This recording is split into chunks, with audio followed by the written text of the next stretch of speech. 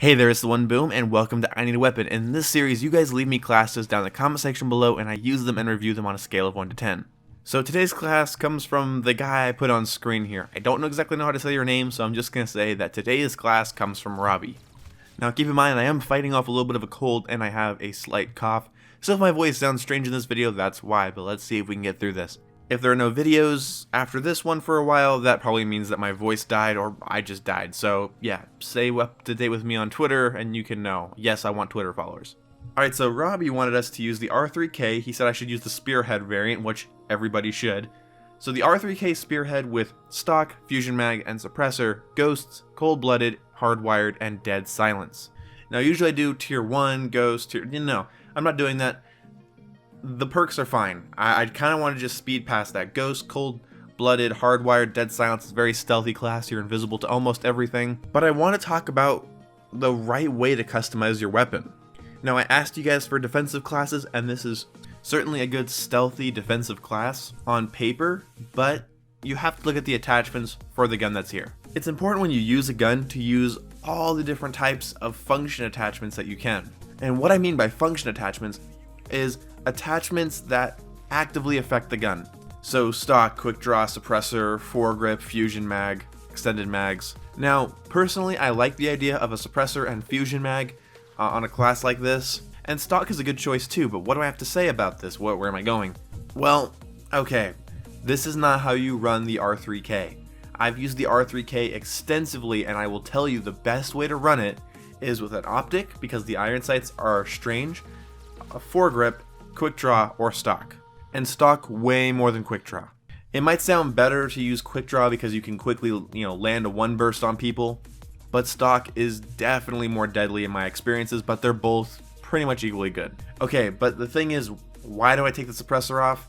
Well, because foregrip is much better. It's 100% better. It's the best thing you can have on that gun. Now, iron sights are kind of subjective, but I find the R3Ks to be difficult to use and frustrating to look at. So on screen here is how I would run the R3K and how I always run the R3K. Now it kind of goes against a thing I said a while back where I said I don't like the idea of running ghost with no suppressor. And to be honest, you could probably drop personal radar and red dot for a suppressor and I wouldn't be mad. But foregrip and a good optic go a long way on the R3K. It makes your one bursts consistent and clean. It doesn't feel inconsistent or wobbly, especially with the Spearhead. The Spearhead has extra recoil, and boy do you feel it without foregrip. The whole time I was using your class, Robbie, I felt like perk-wise I was covered, I was pretty much invisible, and I liked the suppressor aspect, but my god, the moment I try to kill somebody at mid to long range, which is pretty essential for a defensive class, it was inconsistent, it was bouncy, it felt just awkward. You can say that's personal preference, or that I'm just not good with it. I would probably agree with you. But I think the point of burst weapons, especially slower firing burst weapons, is accuracy. That's what you want to go for. You want to make sure all three of those bullets are landing as close to each other as possible. So Robbie, your class gets a 5 out of 10. It is a good class when it comes to all of the perks and the suppressor. But I just think it's really crucial to make sure your gun is as versatile and as viable as possible. If this was an NV4, I would say screw foregrip. But since you want me to use the R3K and more specifically the Spearhead, foregrip is essential for getting the most out of your burst weapon.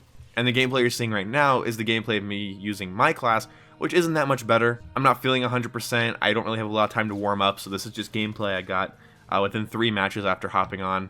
And Robbie, I'm sure if I play with your class over and over and over again, I played like 10 matches with it, it would grow on me. I'm sure I could do well with it.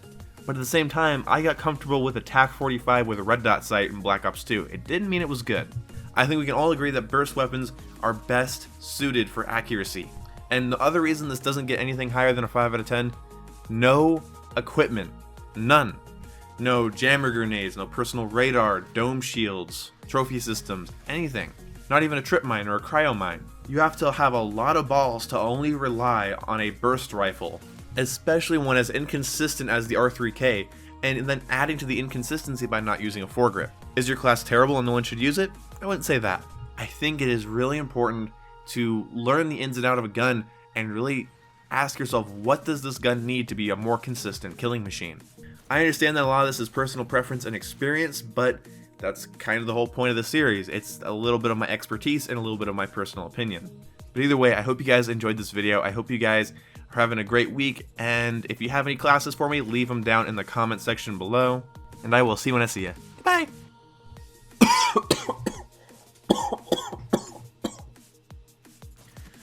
Oh, Jesus, fuck.